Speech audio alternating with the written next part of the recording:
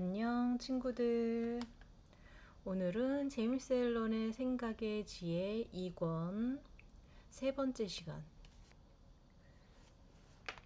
오늘 읽을 주제는 천국에 들어가기. 천국의 자녀들은 서로 용서하고 용서받으며 친절한 생각과 말과 행동으로 다른 이에게 봉사하며 완전한 사랑스러움 속에 살아간다. 그것은 모든 사람이 마땅히 누려야 할 정당한 유산이고 지금 당장 들어갈 수도 있는 그들 자신의 왕국이다. 서문. 나는 세상을 찾아보았지만 진리는 거기 있지 않았다. 나는 배움을 구하고자 하였지만 진리는 밝혀지지 않았다. 나는 철학과 함께 머물렀지만 내 마음은 허무함으로 채워졌다. 그리고 나는 외쳤다. 평화는 어디에서 찾을 수 있는가? 그리고 진리가 숨어 있는 곳은 어디인가?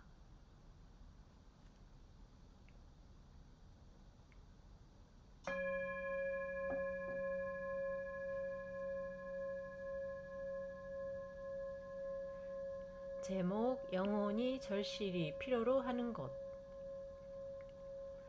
모든 사람의 영혼은 무언가를 필요로 하고 있다.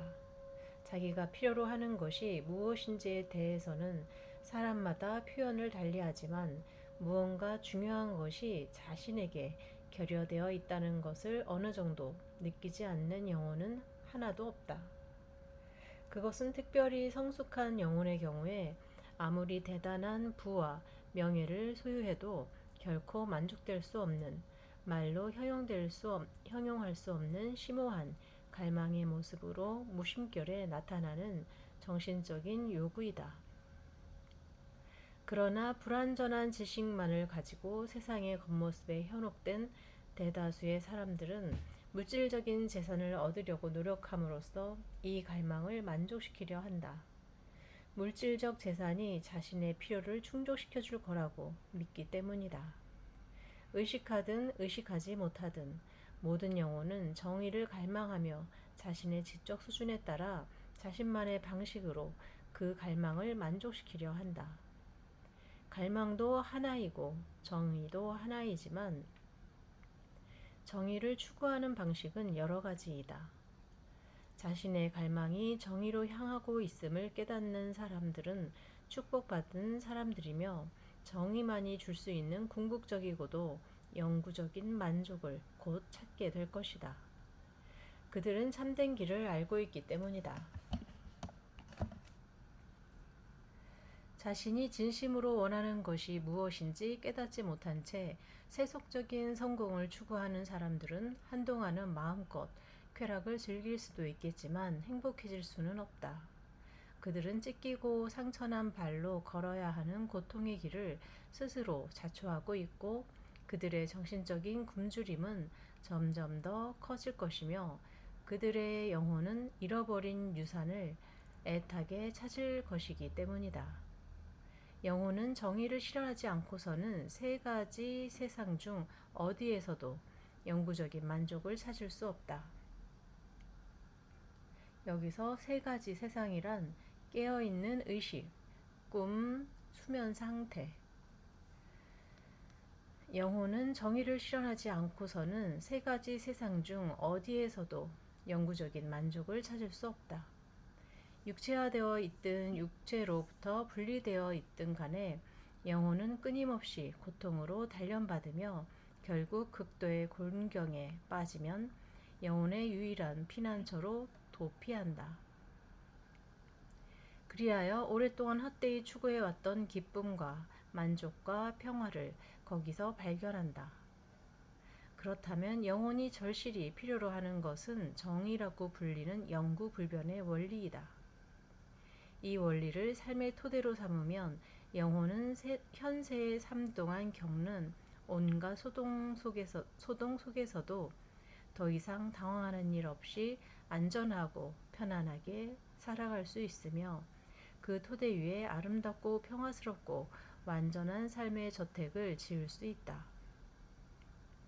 영혼의 영원한 안식처인 천국은 이 원리가 실현되는 곳에 존재하며 이것은 모든 영구적인 축복의 근원이자 보고이다. 그것을 찾으면 모든 것을 찾은 셈이며 그것을 찾지 못하면 모든 것을 잃은 것이다. 그것은 정의의 태도이고 의식의 상태이며 말로 표현할 수 없는 깨달음이다. 그 안에서는 생존 경쟁이 멈추고 영혼은 풍요로움 속에 휴식하고 있는 자신을 발견하며 투쟁이나 두려움 없이 영혼의 절실한 요구뿐만 아니라 영혼의 모든 요구가 충족된다. 진지하게 그리고 현명하게 추구하는 사람들은 복이 있다. 그런 사람들의 노력은 결코 수포로 돌아가지 않는다.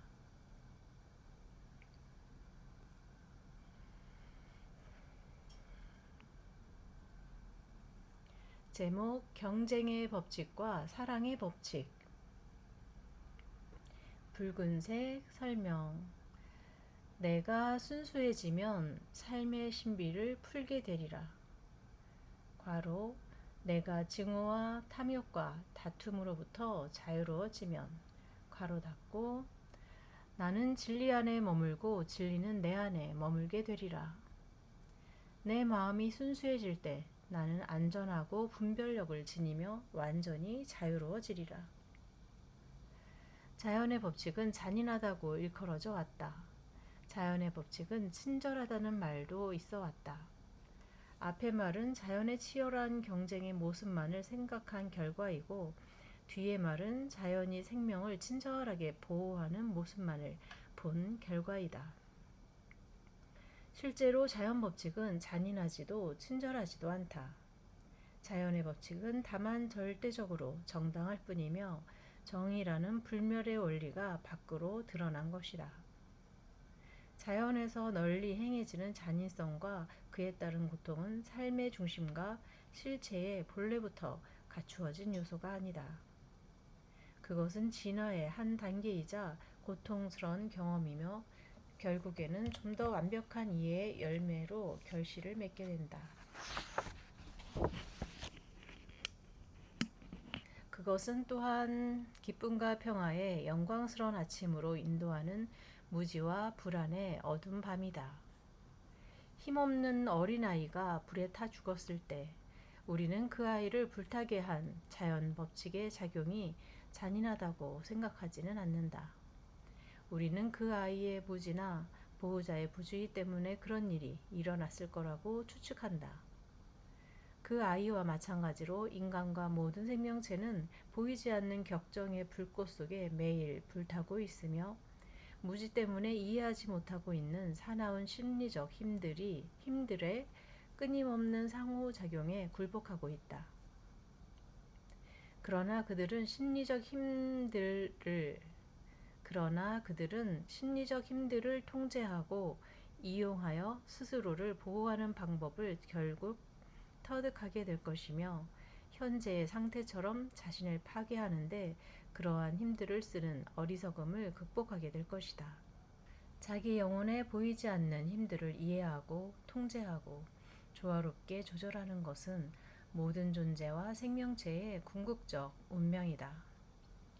이 최상의 숭고한 목표를 달성한 사람들은 과거에 다소 있었고 오늘날에도 어느 정도 있다.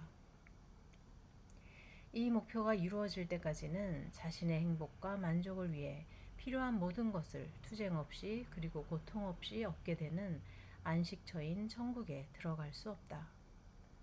모든 문명 국가에서 삶이라는 악기의 현이 가장 높은 음조에 맞춰 팽팽히 당겨져 있고 사람들이 현세에 덧없는 명예와 물질적 소유를 위해 삶의 모든 영역에서 서로 겨루면서 인내할 수 있는 최대 한도까지 경쟁을 가속화시킨 오늘날과 같은 시대에는 가장 탁월한 수준의 지식이 밝혀지고 최상의 영적 승리가 달성된다. 왜냐하면 영혼이 가장 지쳤을 때 영혼의 요구는 가장 커지며 요구가 큰 곳에서는 노력도 클 것이기 때문이다.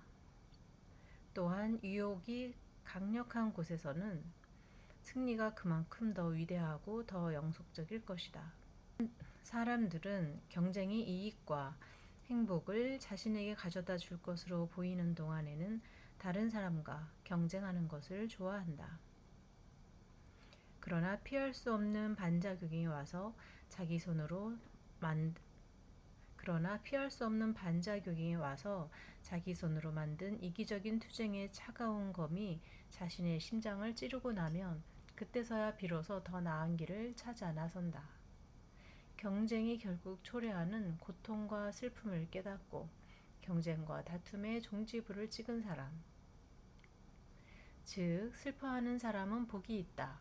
평화의 왕국으로 가는 문은 오직 그들에게만 열릴 수 있기 때문이다.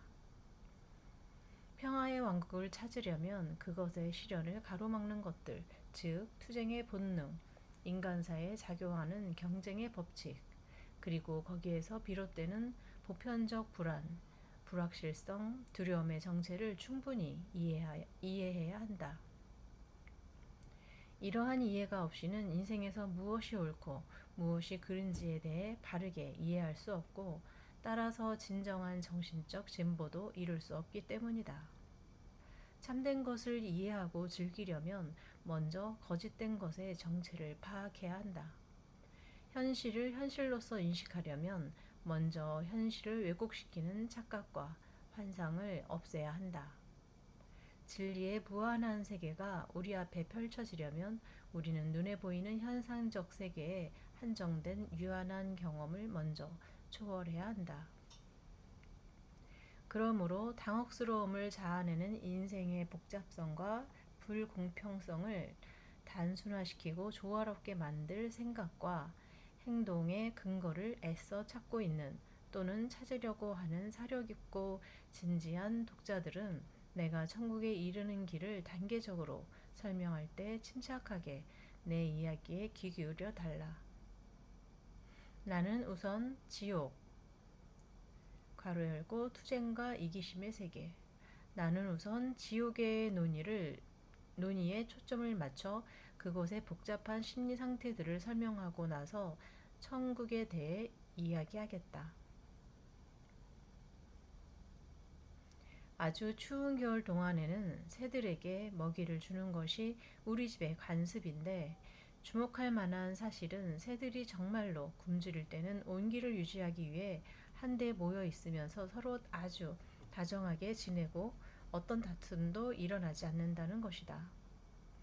그리고 먹이를 조금 던져주면 새들은 서로 다투는 일 없이 그것을 나누어 먹는다. 그러나 새들 모두가 먹고 남을 만큼의 먹이를 던져주면 즉시 먹이를 탐내는 싸움이 발생한다. 가끔씩 빵 한 덩어리를 통째로 주면 며칠 동안 먹고도 남을 만큼 충분한 양인데도 불구하고 새들의 싸움은 격렬해지고 길어졌다. 어떤 새들은 더 먹을 수 없을 때까지 포식하고도 빵 주위를 맴돌면서 다른 새들이 접근하지 못하도록 사납게 쪼아붙이고 먹이를 먹지 못하게 방해하였다.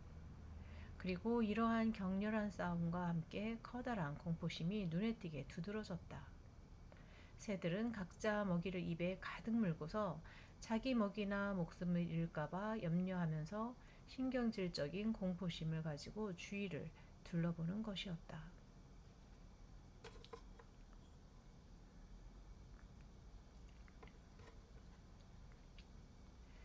이 간단한 사건은 자연과 인간사에서 경쟁의 법칙이 어떤 근거 위에 어떻게 작용하는지를 보여주는 실례이다. 경쟁을 낳는 것은 부족함이 아니라 풍요이다.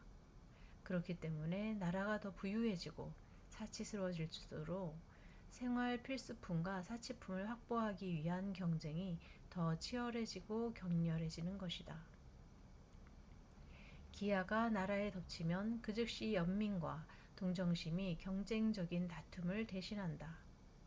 그리하여 사람들은 주고받는 축복 속에 천국의 행복을 미리 맛보게 된다. 정신적으로 현명한 사람들은 이 행복을 이미 알고 있으며 결국에는 모든 사람이 거기에 도달하게 된다. 독자들은 가난이 아닌 풍요가 경쟁을 나눈다는 사실을 이 책을 읽는 동안 계속해서 염두에 두어야 한다. 그것이 이 책의 내용뿐만 아니라 사회생활과 인간 행위에 관한 모든 문제를 예리하게 조명해 주기 때문이다. 더욱이 그 사실을 진지하게 깊이 묵상하고 그 교훈에 따라 행동한다면 천국으로 가는 길은 더 평탄해질 것이다. 이제 이 사실의 원인을 찾아내어 경쟁과 관련된 모든 해악을 초월하도록 하자. 사회적 삶과 국가적 삶의 모든 현상들은 일종의 결과인데 이 모든 결과들은 어떤 멀리 떨어진 분리된 원인에 의해서가 아니라 결과 그 자체의 직접적인 영혼이자 생명인 원인에 의해 구체적인 현실로 나타난다. 꽃 속에 씨앗이 들어있고 씨앗 속에 꽃이 들어있듯이 원인과 결과는 서로 뗄 수 없는 깊은 관계를 이루고 있다. 또한 결과는 그것 자체에 내재된 어떤 생명에 의해서가 아니라 원인 속에 존재하는 생명과 추진력에 의해 활기를 띠고 증식된다. 세상을 살펴보면 우리는 개인, 공동체, 국가들이 서로 우위를 점하기 위해 그리고 물질적인 재산을 가장 많이 차지하기 위해 끊임없이 서로 경쟁하며 투쟁하고 있음을 보게 된다. 우리는 또한 약한 자가 패배하여 쓰러지고 강한 자가 승리를 얻고 재산을 차지하는 것을 보게 된다. 그리고 이러한 투쟁과 함께 그것에 필연적으로 연결된 고통도 보게 된다. 즉, 사람들이 자신에게 주어진 책임의 무게에 압도되어 변변한 노력조차 해보지 못하고 모든 것을 잃으며 가정과 공동체가 해체되고 한 나라가 다른 나라에 정복되거나 종속되는 모습을 보게 된다. 우리는 형언하기 어려운 고뇌와 슬픔을 말해주는 눈물 바다를 보게 된다. 또 우리는 고통스러운 이별과 비명 행사를 목격한다. 그래서 우리는 이러한 투쟁의 삶이란 그 외관을 벗기고 진상을 보면 대체로 슬픈 인생이라는 것을 알고 있다. 간략히 말해서 이러한 것이 우리가 지금 다루고 있는 인생의 한 측면, 즉 경쟁과 관련된 현상들이다. 이러한 현상들은 우리가 보게 되는 결과들이며 그것들은 하나의 공통된 원인을 가지고 있다. 그 원인은 바로 인간의 마음속에 있다. 모든 다양한 형태의 식물들이 흙이라는 공통의 원천에서 영양분을 공급받고 흙에 의지해서 살아가고 자라나는 것처럼 인간의 모든 다양한 활동도 공통의 한 원천, 즉 마음의 뿌리를 두고 있고 거기에서 생명력을 얻는다. 모든 고통과 모든 행복의 원인은 인간 삶의 외면적 활동에 있는 것이 아니라 마음과 정신의 내면적 활동에 있다. 모든 외부적인 힘과 작용은 그것이 인간의 행위에서 끌어내는 생명에 의해 유지된다. 모든 외부적인 힘과 작용은 그것이 인간의 행위에서 끌어내는 생명에 의해 유지된다. 인간 내면에 조직화되어 있는 생명 원리는 억압된 생명 에너지를 쏟아낼 수 있는 외부적인 경로를 스스로 만들며 생명 에너지의 힘을 나타내고 경험을 쌓아 나갈 수 있게 해주는 매개체를 스스로 만든다. 그 결과 우리는 종교적, 사회적, 정치적 조직을 갖고 있다. 그렇다면 인간의 삶의 모든 외면적 표현은 결과들이다. 그러므로 그것들은 반사작용은 지닐 수 있더라도 결코 원인이 될 수 없으며 마음 깊은 곳에서는 영구적인 원인에 의해 활기를 띠는 수동적인 결과로 영원히 남아있을 수밖에 없다.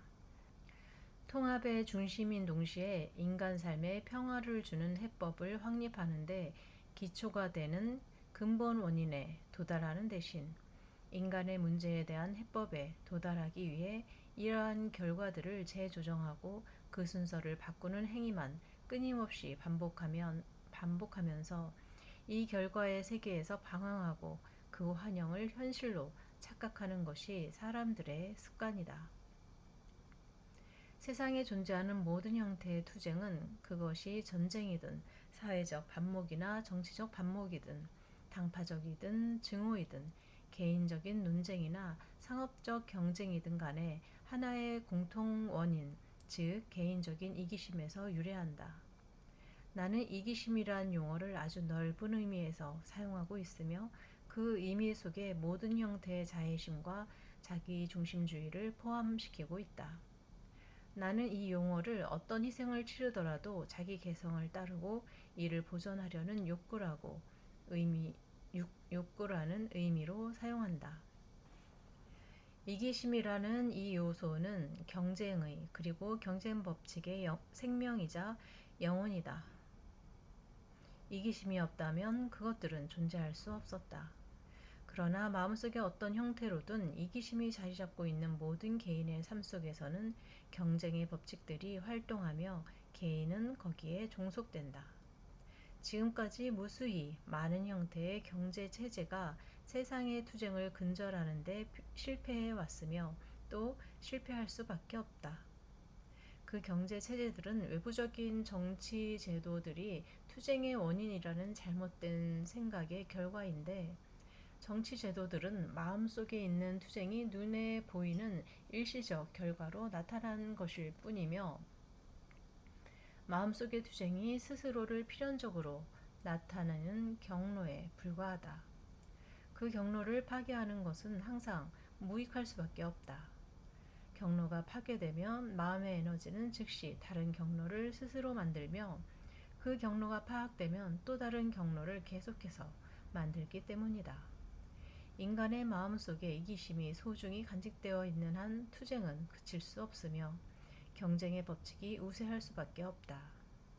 이기심이라는 요소를 무시하거나 해명하지 않은 채 시도하는 모든 개혁은 실패한다. 반면에 이기심을 인식하고 그것을 제거하기 위한 조치를 강구하고 나서 시도하는 모든 개혁은 성공할 것이다. 이기심은 경쟁의 근본 원인이고 모든 경쟁 체제의 기초이며 경쟁의 법칙을 유지시키는 원천이다. 모든 경쟁 체제 그리고 사람과 사람 사이의 모든 투쟁들은 개인적인 이기심을 뿌리로 하여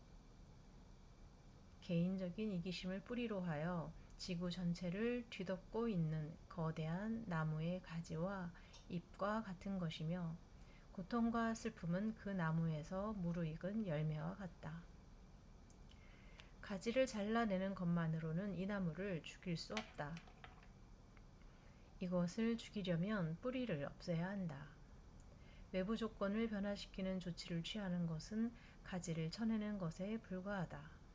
나무의 일부 가지들을 잘라내면 남아있는 가지에 활력이 더 생기듯이 경쟁적인 투쟁을 줄이기 위해 취해진 수단들이 외부적인 결과들만을 처리할 때는 사람들의 마음속에서 그 뿌리가 항상 육성되고 자라나고 있는 나무에게 힘과 활력을 더해줄 뿐이다. 심지어 법률 제정이 성취할 수 있는 최대한의 성과도 가지를 잘라내서 나무가 제멋대로 무성하게 자라지 못하도록 막는 것에 불과하다. 요즘 전원도시를 세우려는 엄청난 노력들이 눈에 띄고 있다. 과수원으로 둘러싸인 에덴 동산 같은 도시를 실제로 건설하여 거기에서 사람들이 안락하고 비교적 평온하게 살게 하려는 그런 시도들 말이다. 그런 노력들이 이타적인 사랑에서 우러나온 것이라면 실로 아름답고 칭찬할 만한 것이라 하겠다. 그러나 그 도시의 거주민 대다수가 마음속의 이기심을 정복하고 억제하지 않는다면 그런 도시는 존재할 수 없거나 그 도시가 외형적으로 지향하는 목표인 에덴 동산과 같은 모습으로 오랫동안 유지될 수 없다.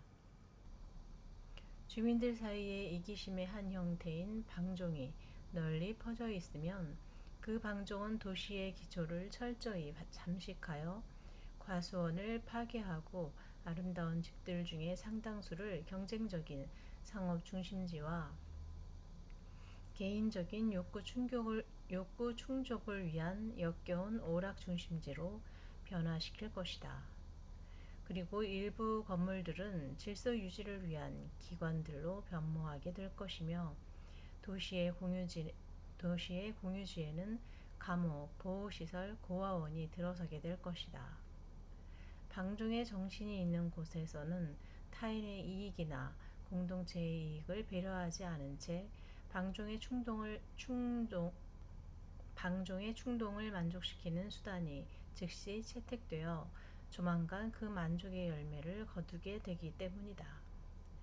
주민들이 자기 보호보다 자기 희생이 더 낫다는 사실을 깨닫고 먼저 그들 자신의 마음속에 이타적 사랑이라는 전원도시를 건설하지 않는다면 쾌적한 주택과 아름다운 정원을 많이 만드는 것만으로는 결코 전원도시를 세울 수 없다. 충분한 수의 사람들이 마음속에 전원도시를 건설하고 나면 실제로 전원도시가 생겨나서 융성하고 번창할 것이며 그곳의 평화는 대단할 것이다. 삶의 모든 문제는 마음속에서 생겨나는 것이기 때문이다. 이기심이 모든 경쟁과 투쟁의 근본 원인이라는 사실을 깨닫고 나면 이 근본 원인을 어떻게 처리해야 하는지에 관한 의문이 자연스럽게 생겨난다. 원인이 소멸되면 그것의 모든 결과도 멈추며 반대로 원인이 증식되면 아무리 그 결과의 외부 형태를 변형시켜도 그것의 모든 결과는 계속될 수밖에 없기 때문이다. 인생의 문제에 대해 깊이 생각해보고 인류의 고통에 관한 동정심을 가지고 숙고해 본 사람이라면 누구나 모든 슬픔의 근저에는 이기심이 있다는 것을 알게 된다. 사실 이것은 깊은 사유로 발견하게 되는 가장 기본적인 진실들 중 하나이다. 그리고 그러한 인식과 함께 마음속에는 이기심을 극복할 명확한 방법을 공식화하려는 열망이 생겨난다. 그런 사람이 가지게 되는 첫 번째 충동은 어떤 법률을 제정하거나 새로운 사회적 합의나 규정을 도입하기 위해 노력하는 것이다. 그것은 타인의 이기심을 억제하는 역할을 한다. 그가 가지게 되는 두 번째 경향은 자신이 직면하는 이기심의 강철같이 굳센 의지 앞에 스스로 철저하게 무력함을 느끼는 것이다. 이 두 가지 정신적 태도는 모두 이기심을 이루는 요소에 대한 불완전한 이해의 결과이다. 이러한 불완전한 이해가 그를 사로잡고 있는 이유는 그가 자기 안에 있는 이기심의 조잡한 형태들을 극복할 만큼 고결하다 하더라도 좀 더 깊고 미묘한 다른 방향에서는 아직도 이기적이기 때문이다. 이러한 무기력을 느끼고 난 뒤에는 두 가지 태도가 가능하다. 그 사람은 절망하여 포기하고 세상의 이기주의에 다시 동참하거나 아니면 이 난국에서 빠져나갈 다른 방법을 찾을 때까지 계속 탐구하고 숙고할 것이다. 그리고 그는 그 방법을 발견할 것이다. 삶의 현실을 점점 더 깊이 계속 탐구하는 것, 숙고하고 깊이 생각하고 조사하고 분석하는 것, 진지하게 모든 어려움과 씨름하는 것, 그리고 진리에 대한 더 깊은 사랑을 매일 키워나가는 것. 바로 이러한 방법들에 의해 그의 마음은 성장하고 그의 이해력은 확장되어 결국 다음과 같은 사실을 깨닫게 될 것이다. 이기심을 없애는 방법이란 다른 사람들이 갖고 있는 이기심의 한 형태를 파괴하는 것이 아니라 자기 자신 안에 이기심의 뿌리와 가지를 철저히 파괴하는 것이다. 이러한 진실을 인식하는 것은 영적인 깨달음이며 일단 그것을 각성하고 나면 곧고 좁은 길이 모습을 드러내며 천국의 문이 멀리서 어렴풋이 보이기 시작한다. 그러면 그는 다음과 같은 말을 자기 자신에게 적용하게 된다. 어찌하여 너는 형제의 눈 속에 있는 티는 보면서 자기 눈 속에 있는 들보는 깨닫지 못하느냐. 자기 눈 속에 있는 들보도 보지 못하면서 어떻게 형제에게 내 눈 속에 티를 빼내어 주겠다고 하겠느냐. 이 위선자야, 먼저 내 눈에서 들보를 빼내어라. 그래야 눈이 잘 보여 형제의 눈에서 티를 빼낼 수 있지 않겠느냐. 마태복음 7장 3, 5절. 어떤 이가 이 말을 자신에게 적용하고 이에 따라 행동하고 자기 자신을 엄정하게 심판하면서 다른 사람을 결코 심판하지 않을 수 있다면 그는 경쟁적인 투쟁의 지옥에서 빠져나올 자신의 길을 찾게 될 것이고 경쟁의 법칙을 초월하여 경쟁의 법칙을 무효로 만들 것이며 더 차원 높은 사랑의 법칙을 찾아내고 그 법칙에 스스로 복종하여 모든 악한 것들이 자신에게서 사라지도록 할 것이다. 그러면 이기적인 자가 헛되이 추구하는 기쁨과 축복이 항상 그를 뒤따를 것이다. 그뿐만이 아니라 그는 자기 자신을 향상시킨 뒤에는 세상을 향상시킬 것이다. 그의 모범으로 말미암아 많은 사람들이 진리의 길을 보고 그 길을 걷게 될 것이다.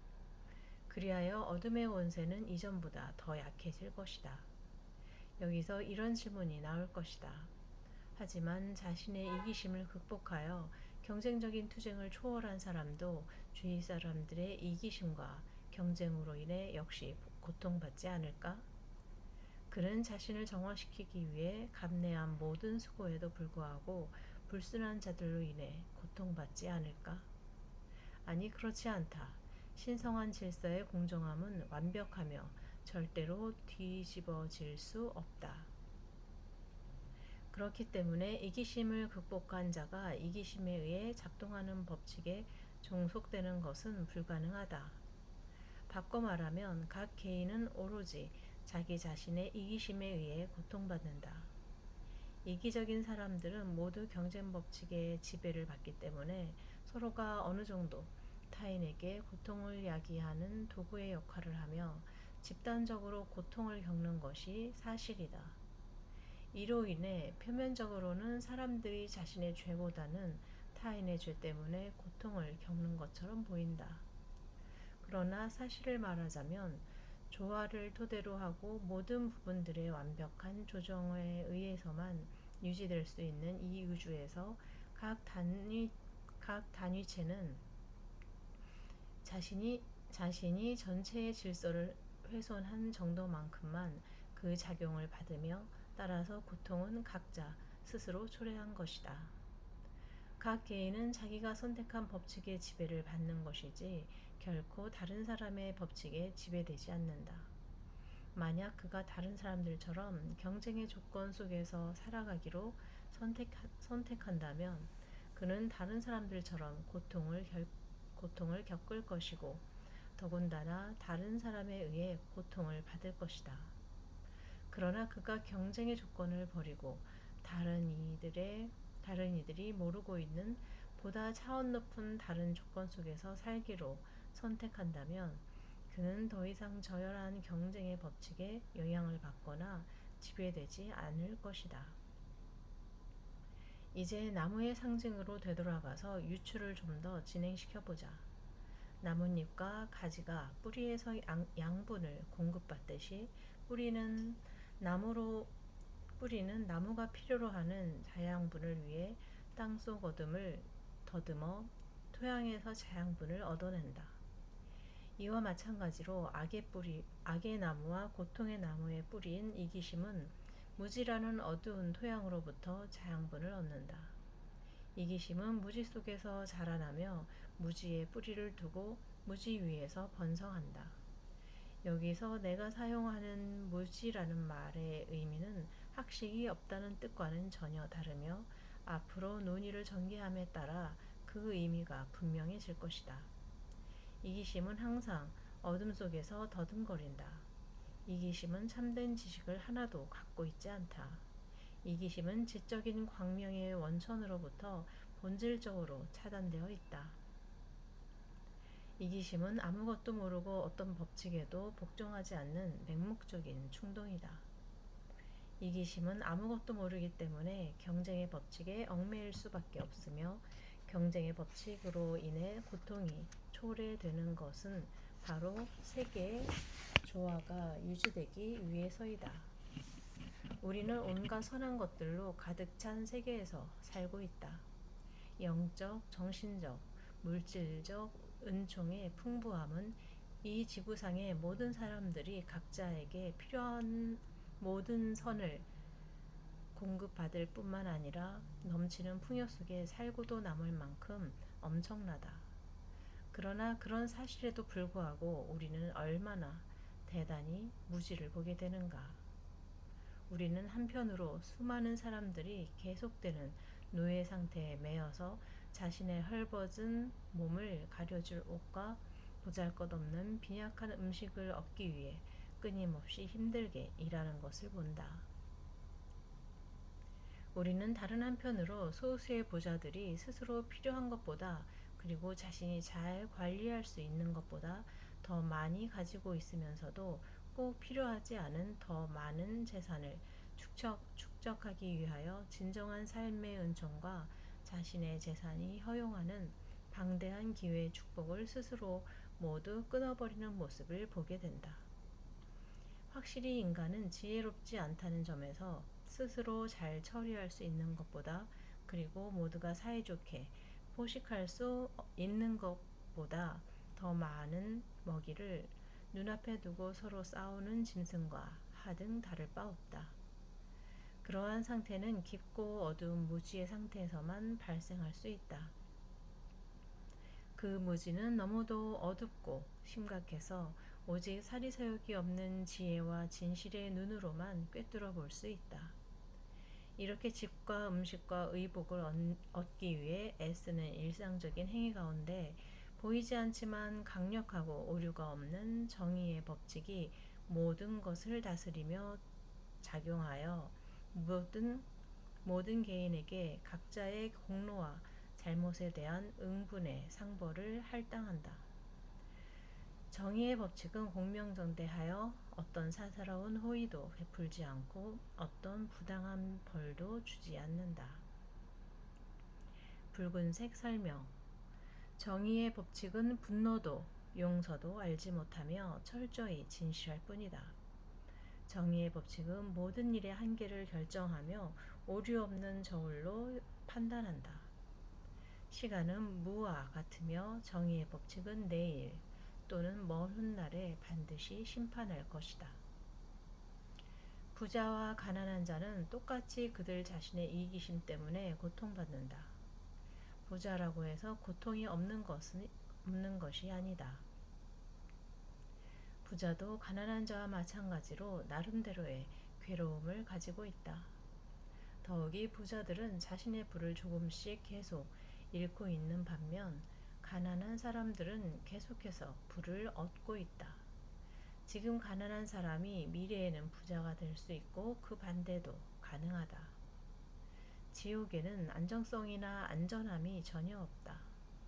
한 형태의 고통에서 다른 형태의 고통 사이에 가끔씩 짧은 휴식 기간이 있을 뿐이다.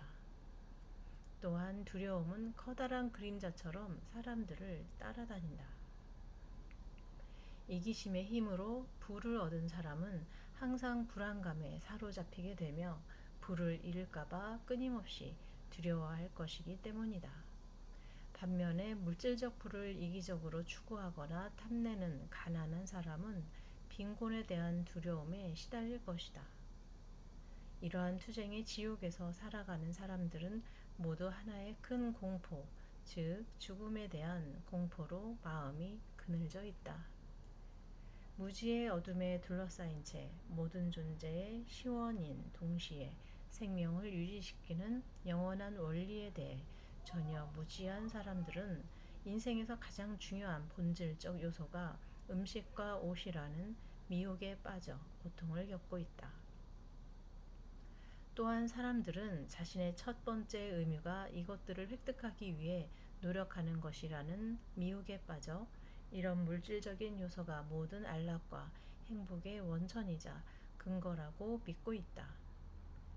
그것은 맹목적인 자기 보존의 동물적 본능이다. 이 본능으로 말미암아 각 개인은 생계를 유지하기 위해 또는 재산을 지키기 위해 자기 자신을 다른 사람과 대립시킨다. 만약 자신이 다른 사람들을 부단히 경계하지 않고 투쟁의 의지를 끊임없이 새롭게 하지 않는다면 다른 사람들이 결국 자신의 몫을 빼앗아 갈 것이라고 믿는 것이다. 이 최초의 망상으로부터 다른 일련의 망상들이 생겨나고 그로 인해 고통이 뒤따른다. 음식과 의복은 삶의 본질적인 요소가 아니며 행복의 근거도 아니다. 음식과 의복은 비본질적인 사물이며 결과에 불과하다. 그러므로 그것들은 자연 법칙의 작용에 의해 근원적 원인인 본질적 요소들로부터 생겨난다. 삶에서 본질적인 것은 인격을 이루는 영속적인 요소들이다. 즉, 성실성, 신념, 정의, 자기 희생, 동정심, 사랑이 바로 그것이다. 그리고 이것들로부터 모든 선한 것이 생겨난다. 음식과 의복, 돈은 죽어 있는 결과에 지나지 않는다. 그것들 자체에는 생명과 힘이 조금도 없으며 다만 우리가 그것들에 생명과 힘을 부여하는 한 대단하게 보일 뿐이다. 그것들은 악덕도 아니고 덕도 아니며 은혜를 베풀 수도 해악을 끼칠 수도 없다. 사람들이 자기 자신의 존재와 동일시하여 소중히 대하고 오래오래 보존하고자 하는 육체마저도 머지않아 한 줌의 먼지로 돌아가야 한다. 그러나 좀 더 차원 높은 인격적 요소들은 생명 그 자체이다. 그것들을 신천하고 신뢰하고 전적으로 그 안에서 살아가는 것은 천국의 삶이다. 나는 무엇보다도 우선 상당한 재산을 모으고 인생에서 좋은 위치를 확보한 다음에 좀 더 가치 있는 인격적 요소에 정력을 기울이겠다 라고 말하는 사람이 있다면 그는 좀 더 가치 있는 요소들을 이해하지 못하는 사람이며 실은 그것들이 좀 더 가치 있다는 믿음도 없는 사람이다. 그것들이 좀 더 가치 있다고 믿는 사람은 그것들을 무시하기가 불가능하기 때문이다. 그는 인생에서 재산과 명예를 늘리는 것이 더 가치 있다고 믿고 있으며 그 때문에 돈과 명예를 먼저 추구하는 것이다. 그는 돈과 의복, 지위가 본질적으로 아주 중요하다고 믿으며 정의와 진리는 기껏해야 2차적으로 중요하다고 생각하고 있다. 사람은 항상 더 중요하다고 생각하는 것을 위해 덜 중요하다고 생각하는 것을 희생시키기 마련이다. 음식과 의복을 얻는 것보다 정의가 더 중요하다는 것을 깨달은 사람은 그 즉시 음식과 의복에 대한 추구를 멈추고 정의를 위해 살기 시작한다. 지옥과 천국을 나누는 경계선이 바로 이 지점이다. 어떤 사람이 정의의 아름다움과 영구적인 실제성을 일단 인식하고 나면 자기 자신과 타인에 대한 그리고 자신의 내면과 주위 사물에 대한 그의 정신적 태도 전체가 변화한다. 자신의 신체와 개성에 대한 애정이 점차 약해지고 자기 보존의 본능은 사멸하기 시작하며 사리사욕을 포기하는 습관이 그 자리를 대신한다. 그는 다른 사람을 위하여, 다른 사람의 행복을 위하여, 자신의 발전을 위하여 자기 만족과 자아를 희생시켜 다른 사람들의 이익을 위해 봉사한다. 이와 같이 자아를 초월한 그는 이기심의 결과인 경쟁적인 투쟁을 초월하고 자아의 맹목적인 충동을 규제하기 위해 자아의 영역에서만 작동하는 경쟁의 법칙을 초월한다. 그는 높은 산의 정상에 올라 그 밑에 있는 계곡의 어지러운 기류 위에 서 있는 사람과 같다. 구름이 비를 퍼붓고 천둥이 치고 번개가 번쩍이며 안개가 자욱하고 태풍이 몰아친다 해도 그것들은 계속되는 햇빛과 평온 속에 그가 머무르고 있는 고요한 고지까지는 도달하지 못한다. 그러한 사람의 인생에서는 저급한 경쟁의 법칙이 작용을 멈추며 이제 그는 보다 차원 높은 법칙, 즉 사랑의 법칙의 보호를 받는다. 그가 사랑의 법칙을 성실히 따르는 한 그의 행복에 필요한 모든 것은 그가 필요로 할 때마다 저절로 찾아온다. 세속적인 지위에 대한 욕망은 그의 정신 속에 들어오지 못한다. 그는 돈, 음식, 의복과 같은 인생의 외적인 필수품들에 대해서는 거의 생각하지 않는다. 그러나 그가 다른 사람의 이익을 위해 봉사하면서 보답을 바라지 않고 자신의 모든 의무를 철저하게 수행하며 날마다 정의를 훈련하며 살아간다면 삶의 부수적인 다른 모든 것들은 적절한 시기에 적절한 순서로 그를 뒤따른다. 고통과 투쟁이 그것들의 근본 원인인 이기심 안에 포함되어 있고 또 거기서 생겨나듯이 행복과 평화는 그것들의 근본 원인인 정의 안에 포함되어 있고 또 거기서 생겨난다. 정의는 풍성하고 포괄적인 행복이며 이 행복은 삶의 모든 영역에서 완벽하고 완전하다. 도덕적, 정신적으로 올바른 것은 신체적, 물질적으로도 올바르기 때문이다. 도덕적, 정신적으로 올바른 사람은 자유롭다. 그는 근심, 걱정, 두려움, 의기소침과 같이 자아의 요소로부터 생명력을 끌어내는 모든 정신적 동요에서 해방되어 있기 때문이다. 그는 지속적인 기쁨과 평화 속에 살아가며 더군다나 세상의 경쟁적인 투쟁의 한가운데 살면서도 그러하다. 그가 지옥의 한가운데를 걷고 있을지라도 지옥의 불꽃은 그의 머리카락을 한 올도 그슬릴 수 없도록 그의 앞뒤와 주위에만 떨어진다. 이기심의 사자들이 득실되는 한가운데를 걸어가더라도 그의 앞에는 사자들의 턱이 벌려지지 않고 그 사람도 누그러진다. 격렬한 생존의 투쟁에 지친 사람들이 그의 주위 사방에서 쓰러지는 중에도 그는 쓰러지지 않으며 당황하지도 않는다. 어떤 치명적인 탄환도 그를 닿을 수 없고 어떤 독화살도 그가 걸치고 있는 견고한 정의의 갑옷을 뚫을 수 없기 때문이다.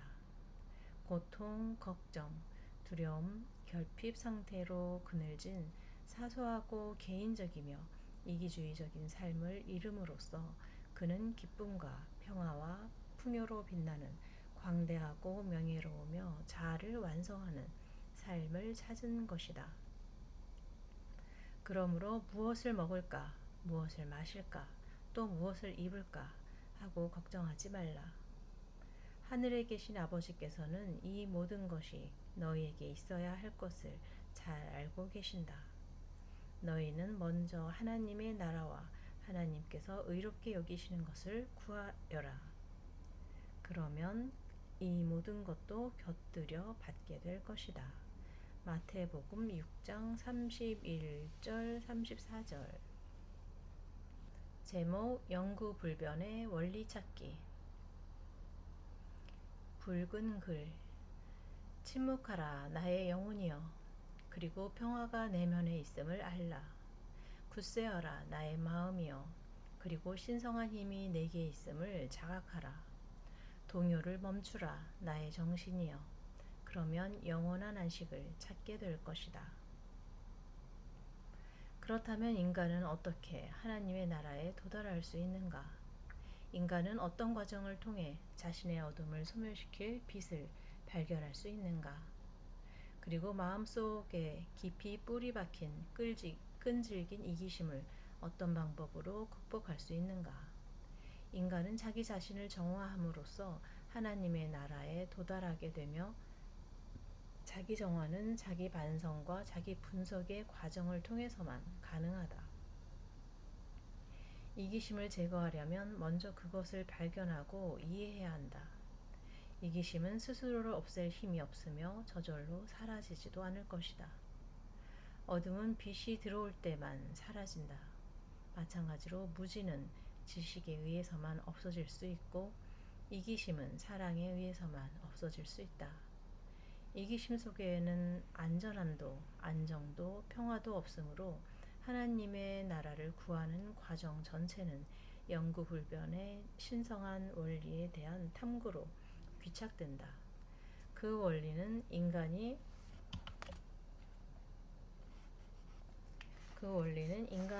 자기 자신으로부터, 즉 개인적 요소로부터, 그리고 개인적인 자아가 강요하고 요구하는 횡포와 예속으로부터 벗어나 확고히 의지를 할 수 있는 원리이다.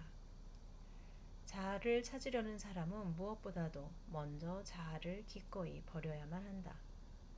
그는 이기심이 집착할 가치가 없다는 것을, 이기심은 그의 봉사를 받을 가치가 전혀 없는 주인이라는 것을, 신성한 선만이 삶의 최고 주인으로서 그의 마음속에서 왕자를 차지할 가치가 있다는 것을 깨달아야 한다.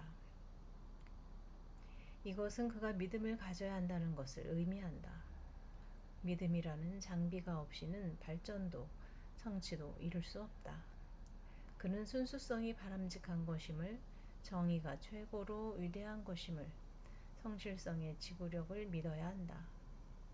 그는 이상과 완전한 선을 항상 염두에 두고서 지치지 않는 격정과 끊임없는 노력으로 그것을 이루기 위해 애써야 한다. 그는 이 믿음을 키워나가야 하고 그 발전을 촉진시켜야 한다. 이 믿음은 정신의 등불과 같아서 주의 깊게 심지를 다듬고 기름을 공급하여 마음속에서 계속 타오르도록 해야 한다. 이 등불의 불꽃이 사방으로 발산되지 않으면 어둠 속에서 전혀 길이 보이지 않아 자아로부터 벗어나는 길을 도무지 찾을 수 없기 때문이다. 이 불꽃이 점점 커지고 보다 안정된 빛을 발하며 타오름에 따라 기력과 결단력, 자립심이 강해져 도움이 될 것이다. 한 걸음씩 나아갈 때마다 그의 진보는 가속화되어 결국에는 지식의 빛이 믿음의 등불을 대신하기 시작할 것이며 어둠은 지식의 빛이 발산하는 날카로운 광이 앞에 사라지기 시작할 것이다. 그의 정신적 시야 속으로 신성한 삶의 원칙들이 들어올 것이며 그가 그 원칙들에 가까이 다가갈수록 그것들의 비길 데 없는 아름다움과 장엄한 조화가 그를 눈부시게 할 것이며 그의 마음은 이제껏 알지 못했던 기쁨으로 가득 찰 것이다. 극기와 자기 정화의 이 길을 따라 모든 영혼은 천국으로 가는 길을 걸어가야 한다. 이 길은 매우 좁고 그 입구는 이기심의 잡초들로 뒤덮여 있어서 찾기가 힘들고 찾는다 해도 매일 명상하지 않고는 이 여정이 유지될 수도 없다. 매일 명상하지 않는다면 정신적인 에너지는 점점 약해지고 이 여정을 계속하는 데 필요한 힘을 잃게 된다. 육체가 유형의 음식물에 의해 유지되고 기운을 얻는 것처럼 영혼은 영적 음식, 즉 영적인 존재와 사물에 대한 명상을 통해 힘을 회복하고 강해진다. 그러므로 천국을 찾기로 진지하게 결심한 사람은 명상을 하기 시작할 것이며 그의 성취 목적인 최고의 이상의 빛 안에서 자신의 마음과 정신과 삶을 엄격하게 살피기 시작할 것이다. 그 목적지로 가는 도중에 그는 세 가지 포기의 길을 거쳐야 한다. 첫 번째는 욕구의 포기이고 두 번째는 의견의 포기이며 세 번째는 자아의 포기이다. 명상에 들어가면 그는 자신의 욕구들을 검토하여 그것들이 마음속에서 일어나는 과정을 지켜보고 또 자신의 삶과 성격에 그것들이 미치는 영향을 철저하게 추적하기 시작할 것이다. 그리하여 그는 욕구의 포기가 없이는 인간이 자아와 환경과 상황의 노예로 남게 된다는 것을 재빨리 파악할 것이다. 이 사실을 발견하고 나면 첫 번째 관문인 욕구의 포기라는 문 안에 들어온 셈이다. 이 문으로 들어오고 나면 그는 영혼의 정화에서 첫 단계인 자기 수양의 과정을 받아들인다. 지금까지 그는 저급한 충동이 시키는 대로 먹고 마시고 자고 쾌락을 쫓으며 마치 천박한 짐승처럼 살아왔다. 마음 내키는 대로 절도 없이 맹목적으로 욕구를 만족시키고 자신의 행위에 의문을 갖지도 않고 자신의 인격과 삶을 규제할 확고한 중심도 없이 살아온 것이다. 그러나 이제 그는 인간답게 살기 시작한다.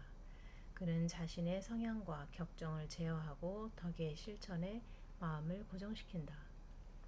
그는 쾌락의 추구를 멈추고 이성의 지시를 따르며 이상의 요구에 따라 자신의 행동을 규제한다.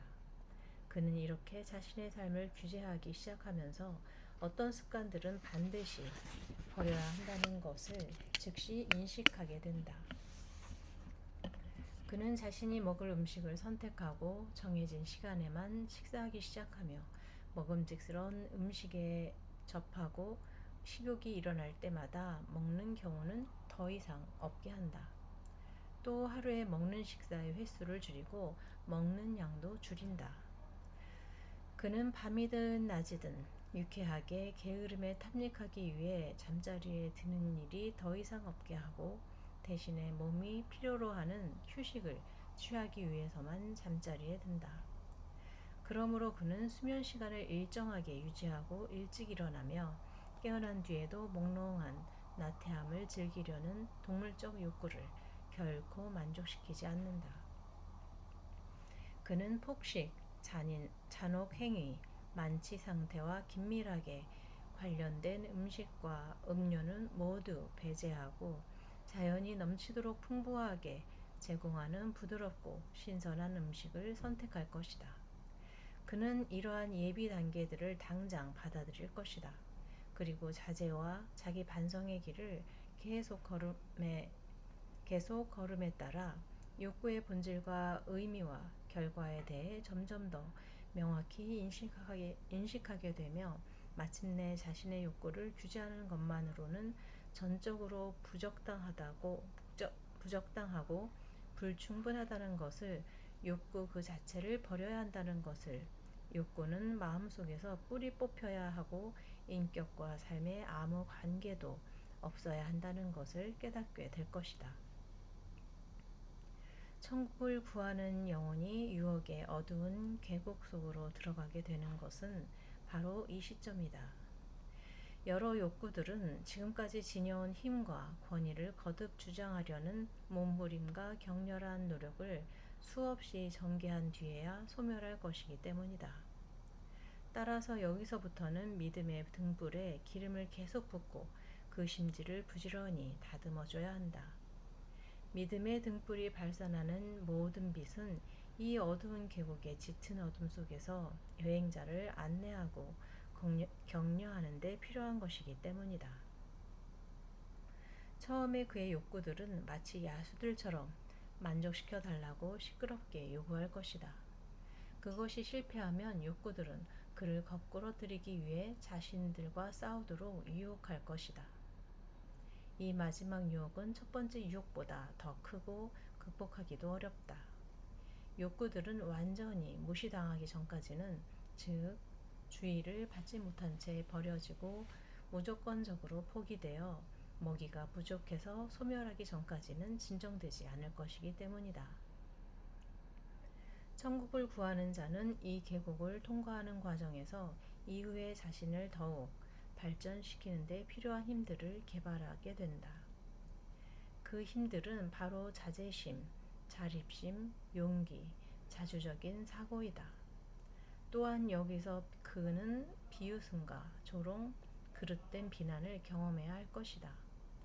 그의 가장 친한 친구, 심지어 그가 가장 아낌없이 사랑하는 이들마저 그가 어리석고 일관성이 없다고 책망할 것이며, 동물적 욕구에 탐닉하는 자기 본의의 하찮은 개인적 투쟁의 삶으로 그를 되돌리기 위해 최선을 다해 설득할 것이다.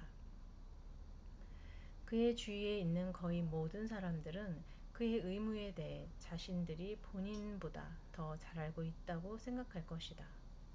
그리고 그들은 흥분과 고통이 뒤섞인 자신들의 생활보다 더 나은 다른 삶을 전혀 알지 못하기 때문에 그들 자, 그들 다시 그를 다시 예전의 생활로 돌아오도록 설득하기 위해 안간힘을 쓸 것이다.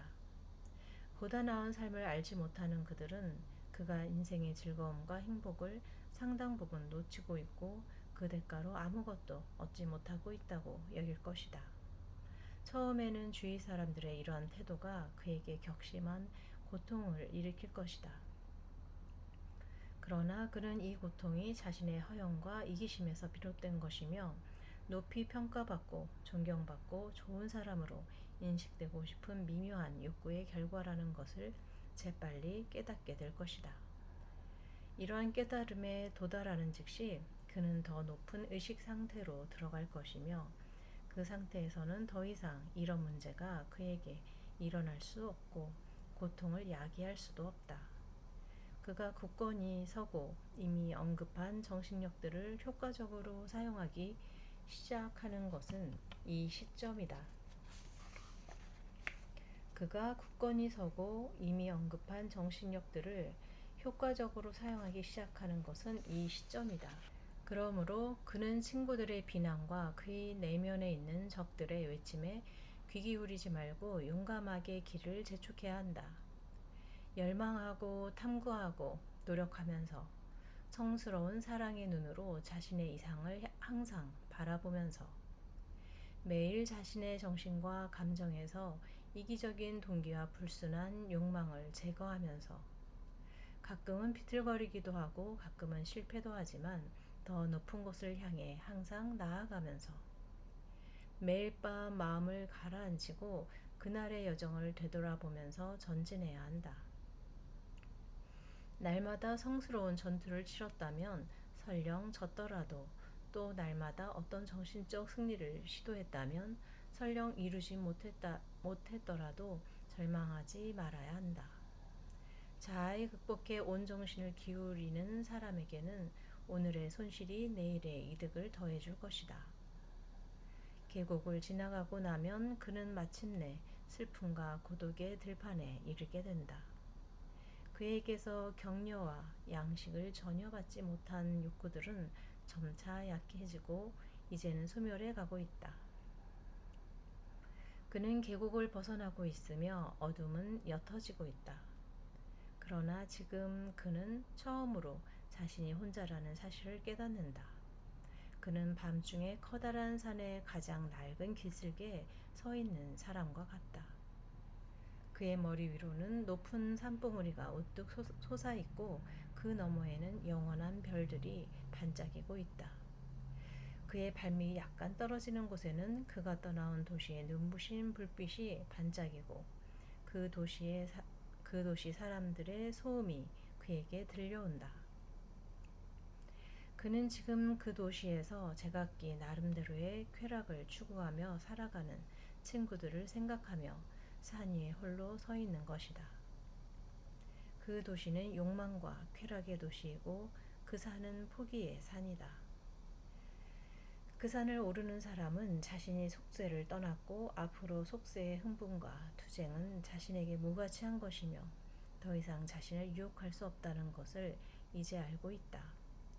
이 외로운 장소에서 잠시 쉬고 있는 동안 그는 슬픔을 맛보고 슬픔의 비밀을 알게 될 것이며 무자비함과 증오는 그에게서 떠나갈 것이다. 그의 마음은 점차 부드러워지고 성스러운 연민의 생각이 처음으로 어렴풋이 생겨나 마음을 따뜻하게 고양시킬 터인데 이 자비심이 나중에는 그의 전 존재를 채우게 될 것이다. 그는 투쟁과 고통 속에 살아가는 모든 존재들을 동정하기 시작할 것이며 이러한 동정심의 교훈을 배움에 따라 그의 슬픔과 고독은 타인에 대한 그의 위대하고 고요한 사랑 속에 점차 잊혀지고 사라질 것이다. 또한 여기서 그는 개인과 국가의 운명을 지배하는 보이지 않는 법칙의 작용을 인식하고 이해하기 시작할 것이다. 자신의 내부에 있는 투쟁과 이기심의 저급한 영역을 초월한 그는 이제 다른 사람과 세상 속에 자리 잡은 저급한 영역을 조용히 내려다보며 그것을 분석하고 이해할 수 있다. 그리하여 그는 이기적인 노력이 어떤 방식으로 세상의 모든 고통에 근저에 있는지를 알게 될 것이다.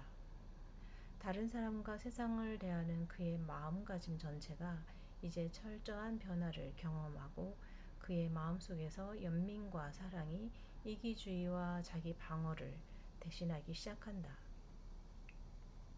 그 결과 그를 대하는 세상의 태도도 달라진다. 이 중대한 시점에서 그는 경쟁의 어리석음을 인식하여 다른 사람을 능가하고 이기려는 노력을 멈추고 이타적인 생각으로 다른 이들을 격려하기 시작할 것이며 행동이 필요로 할 때는 정다운 행동으로 다른 이를 도울 것이다. 그는 심지어 이기적으로 그와 경쟁을 벌이려는 사람들에게도 이런 식으로 행동할 것이며 더 이상 그들에 맞서 자신을 방어하지 않을 것이다. 이런 변화의 직접적인 결과로서 그의 세속적인 일들이 전에 없이 번영하기 시작한다. 처음엔 그를 조롱하던 친구들 중 상당수가 그를 존경하기 시작하고 심지어는 사랑하게 된다. 그리고 그는 저급한 이기적 본성 속에서 살고 있을 때는 전혀 알지 못했던 속세를 완전히 초월한 고귀한 타입의 사람들과 자신이 만나고 있다는 사실을 갑작스럽게 깨닫게 된다. 먼 거리에 있는 여러 곳으로부터 이런 사람들이 찾아와 그를 섬기고 그들 또한 그에게 섬김을 받아 정신적인 친교와 사랑의 형제애가 그의 삶에 충만할 것이며 그리하여 그는 슬픔과 고독의 들판을 넘어가게 될 것이다. 저급한 경쟁 법칙은 이제 그의 삶에 작용하지 않으며 경쟁 법칙의 결과인 실패, 재난, 발각, 궁핍은 더 이상 그의 경험 속에 들어오거나 그의 경험의 일부가 될 수 없다. 이것은 단순히 그가 자기 내면의 저급한 이기적 성향들을 초월했기 때문만이 아니라 그런 초월의 과정에서 어떤 정신력, 즉 좀 더 강력하고 훌륭한 솜씨로 자신의 일을 관리하고 지배할 수 있는 힘도 개발했기 때문이다.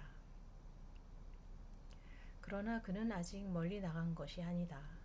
잠시라도 꾸준한 노력을 게을리한다면 언제라도 그는 어둠과 투쟁의 낮은 세계로 다시 떨어져 그곳의 공허한 쾌락에 다시 탐닉하고 그곳의 쓸모없는 욕망들에 다시 사로잡힐 수 있다. 그리고 인간이 통과해야 하는 가장 큰 유혹, 즉 의심의 유혹에 그가 도달했을 때가 특히 위험하다. 두 번째 관문인 의견 포기의 문에 도달하기 전에 혹은 그 문을 알아보기도 전에 순례자의 의심의 사막이라는 거대한 영혼의 사막을 만나게 될 것이다. 그는 당분간 이곳에서 방황할 것이며 낙담, 우유부단, 불안과 같은 우울한 심정이 구름처럼 그를 둘러싸여 한 치 앞의 길도 보이지 않을 것이다. 새롭고 기묘한 두려움도 아마 그를 덮칠 것이다. 그러면 그는 자신이 추구하고 있는 진로가 현명한 것인지에 대해 의문을 품기 시작할 것이다. 세상의 여러 유혹들이 가장 매혹적인 옷을 걸치고 다시 그의 앞에 나타날 것이며 세속적인 다툼의 시끄러운 소음과 자극적인 흥분이 다시 한번 매력적인 모습으로 보일 것이다. 결국 내가 옳았는가?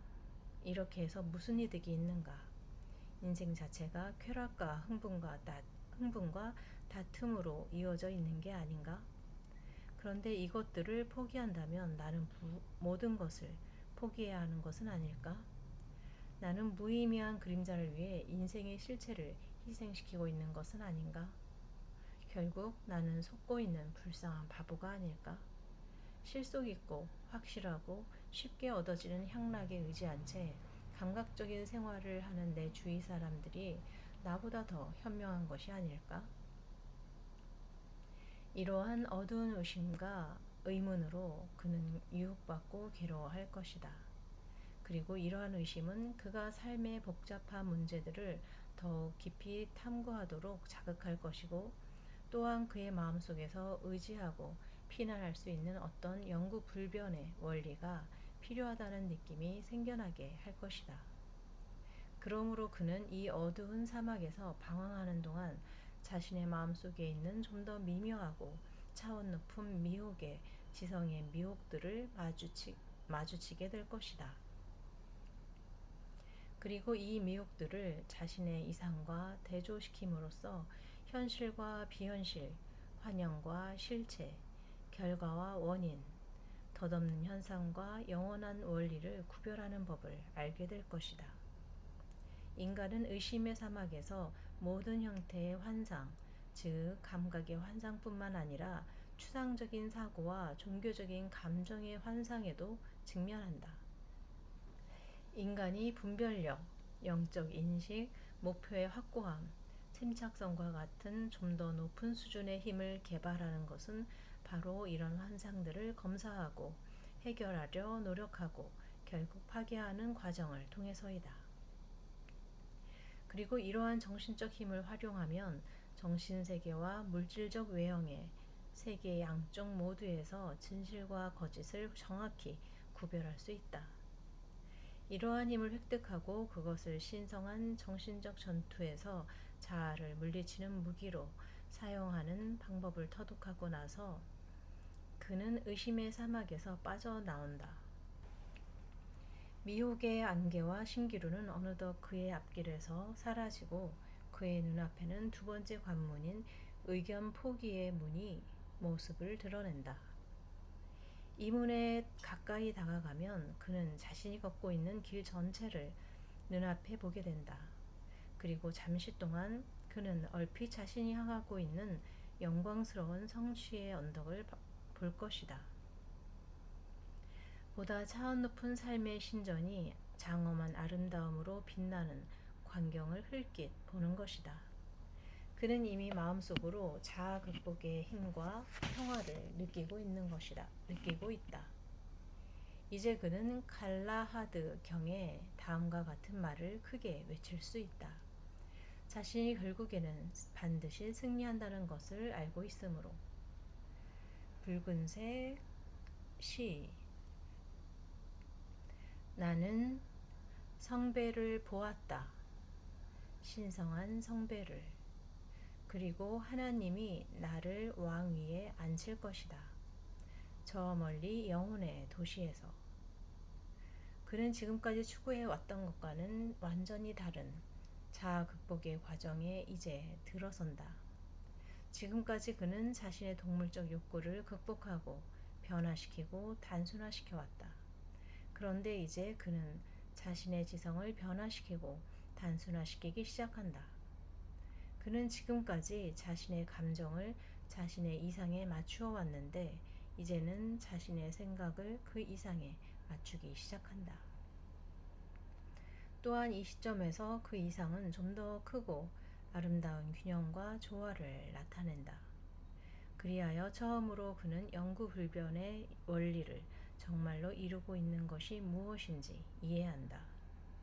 그는 자신이 애써 찾던 정의가 변하지 않는 고정된 것임을 깨닫는다. 또한 정의가 사람에게 적응하는 것이 아니라 반대로 사람이 정의에 다가가야 하고 정의에 순응해야 한다는 것을 깨닫는다. 또 정의로움은 손실이나 이득, 보상이나 처벌에 관한 모든 고려를 배제한 정도에서 벗어나지 않는 행위의 길로 이루어져 있음을 깨닫는다. 또한 실제로 정의는 자아를 구성하는 욕망과 의견과 이기주의의 모든 죄와 함께 자아를 버리고 모든 인간과 생명체를 향해 완전한 사랑을 베푸는 결백한 삶을 영위하는 데 있음을 깨닫는다. 그러한 삶은 확고하고 순수하다. 그것은 굴곡이나 변화, 제한이 없는 삶이며 죄 없는 완전한 행위를 필요로 하기 때문이다. 그러므로 그것은 세속적인 자아의 삶과 정반대인 삶이다. 이 사실을 인식한 구도자는 자신이 비록 인류를 노예로 만들고 있는 저급한 격정과 욕망에서 벗어났다 하더라도 의견의 속박에 여전히 매여 있음을 알게 된다. 또한 극소수의 사람만이 열망하는 세상이 이해 못하는 순수성으로 자신을 정화시켰다 하더라도 여전히 씻어내기 어려운 더러움에 자신이 오염되어 있음을 알게 된다.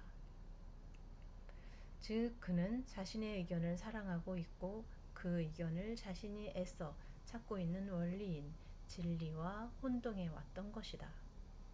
즉 그는 자신의 의견을 사랑하고 있고 그 의견을 자신이 애써 찾고 있는 원리인 진리와 혼동해 왔던 것이다. 그는 아직 투쟁에서 벗어나지 못했고 고차원적인 사고의 영역에서 일어나는 경쟁의 법칙에 여전히 휘말려 있다. 그는 자신이 옳고 다른 사람의 의견은 틀리다고 여전히 믿고 있다. 그리고 그는 자기중심주의에 빠져 있어 자신의 의견과 반대되는 의견을 가진 사람들에게 동정심을 느끼는 채 할 만큼 타락하였다. 그러나 그가 자신을 속박하는 이런 식의 좀 더 미묘한 이기심을 이해하고 거기서 생겨나는 모든 일련의 고통을 인식하고 값을 따질 수 없는 영적 통찰력을 얻고 나면 경건하게 머리를 숙이고 자신의 마지막 평화를 향한 두 번째 관문을 통과한다. 이제 그는 아무 색깔도 없는 겸손의 옷을 영혼에 걸치고 자신의 모든 에너지를 이제까지 사랑하고 소중히 간직해온 의견들을 마음속에서 뿌리 뽑는 데 기울인다. 그는 불변하는 유일한 진리와 진리에 관한 자신과 세상 사람들이 생각하는 수없이 다양하고 변화하는 의견들을 구별하는 법을 터득한다. 그는 선, 순수, 동정심, 사랑에 관한 자신의 의견이 그런 자질 자체와는 매우 다르며 자신의 의견이 아닌 그 신성한 원리 자체에 의지해야 한다는 것을 이해한다. 지금까지 그는 자신의 의견이 아주 가치 있는 것이고 다른 사람의 의견은 무가치하다고 여겨왔다. 그러나 이제 그는 다른 사람의 의견에 맞서 자신의 의견을 드높이고 방어하는 것을 그만두고 자신의 의견을 철저히 무가치한 것으로 여기게 된다. 이러한 마음가짐의 직접적인 결과로서 그는 저급한 욕망이나 미묘한 자기애와 뒤섞이지 않은 순수한 선을 실천하는 데에서 위안을 구하고 순수와 지혜, 동정심과 사랑의 신성한 원칙들을 삶의 토대로 삼아 그것들을 자신의 마음속에 통합시키고 삶 속에서 그것들을 구현하게 된다. 이제 그는 그리스도의 정의를 옷처럼 입고 있으며 빠르게 성스러워지고 있다.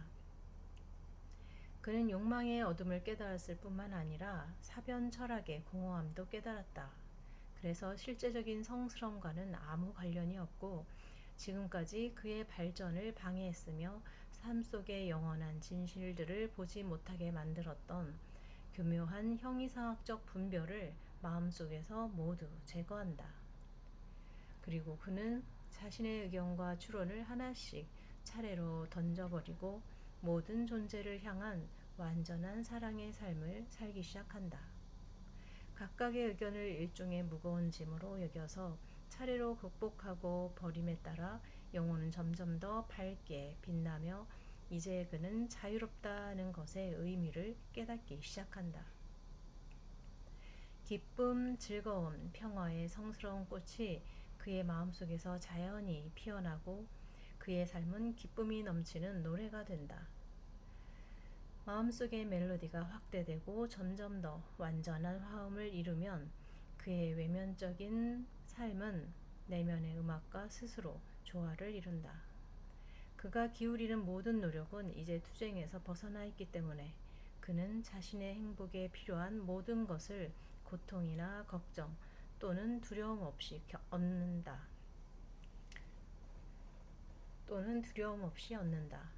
그는 경쟁의 법칙을 거의 전적으로 초월하였고 사랑의 법칙이 이제 그의 삶을 지배하는 요인이 되어 애써 노력하거나 어려움을 겪지 않고도 그의 모든 세속적인 일들은 조화롭게 조정될 것이다. 실로 상업의 세계에는 발생하는 경쟁의 법칙은 그에게 오랫동안 잊혀져 왔고 그의 경제적인 문제에 관해서도 전혀 영향을 끼치지 않게 되었다. 또한 여기서 그는 좀 더 넓고 포괄적인 의식 상태로 들어가서 그가 도달한 차원 높은 순수성과 이해의 관점에서 세계와 인류를 조망하면서 모든 인간사회에서 질서정연한 법칙의 이치를 파악한다. 이러한 길을 계속 추구하다 보면 좀 더 수준 높은 정신력, 즉 성스러운 인내심, 영적인 평정심, 무저항, 예언자적 통찰력이 생겨난다.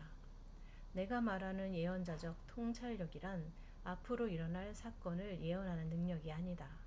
그것은 실로 모든 인간의 삶과 생명체의 삶에 작용하여 다양하고 보편적인 결과와 사건들을 발생시키는 숨겨진 원인들에 대해 직관적으로 인식하는 능력을 말하는 것이다. 이 시점에서 그는 사고의 세계에서 작용하는 경쟁의 법칙을 초월한다. 그리하여 경쟁의 법칙으로 인해 생기는 모든 형태의 폭력, 치욕, 슬픔, 모욕, 고민, 근심은 더 이상 그의 삶에 발생하지 않는다. 이 시점에서 그는 사고의 세계에서 작용하는 경쟁의 법칙을 초월한다. 그리하여 경쟁의 법칙으로 인해 생기는 모든 형태의 폭력, 치욕, 슬픔, 모욕, 고민, 근심은 더 이상 그의 삶에 발생하지 않는다.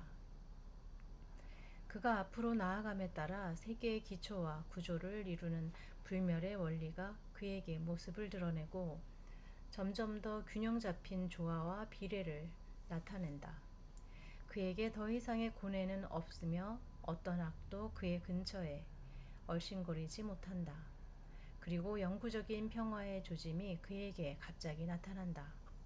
그러나 그는 아직 자유롭지 않다. 그는 아직 여행을 끝마치지 않았다. 그는 여기서 쉴 수도 있다. 그것도 그가 원하는 만큼 오랫동안 쉴 수 있다. 그러나 얼마 안 가서 그는 마지막 노력에 박자를 가할 것이고 마지막 성취 목표인 무아의 상태, 신성한 삶에 도달할 것이다. 그는 아직 자아로부터 자유롭지 않다. 예전보다 집착이 덜하기는 하지만 여전히 개인적인 존재에 대한 사랑과 그의 개인적인 소유물에 대한 독점적인 권리에 집착하고 있다. 그가 마침내 그런 이기적 요소마저 버려야 한다는 사실을 깨달을 때 그의 눈앞에는 세 번째 관문인 자아 포기의 문이 나타난다.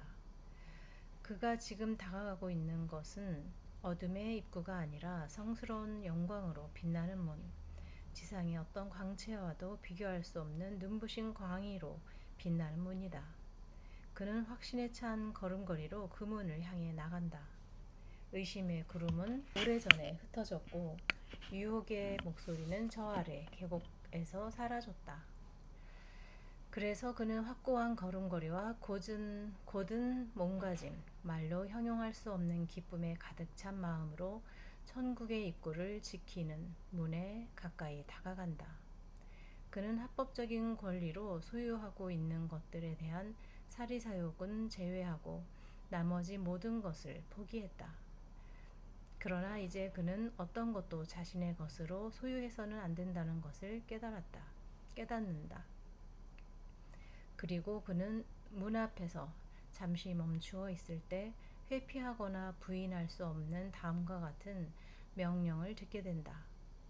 너에게 부족한 것이 한 가지 있다.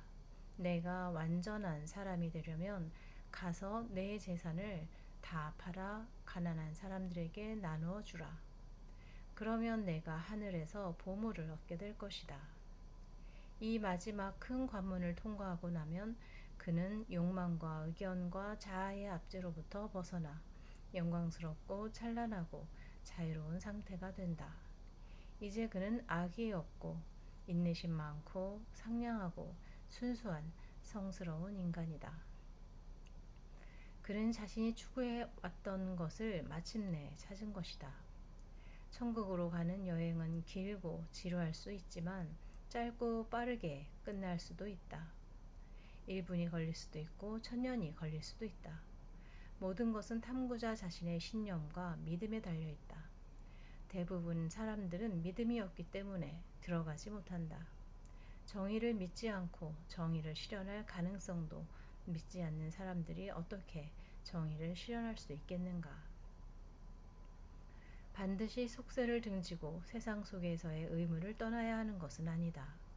오히려 하나님의 나라는 사심없는 마음으로 자신의 의무를 수행함으로써 찾을 수 있다.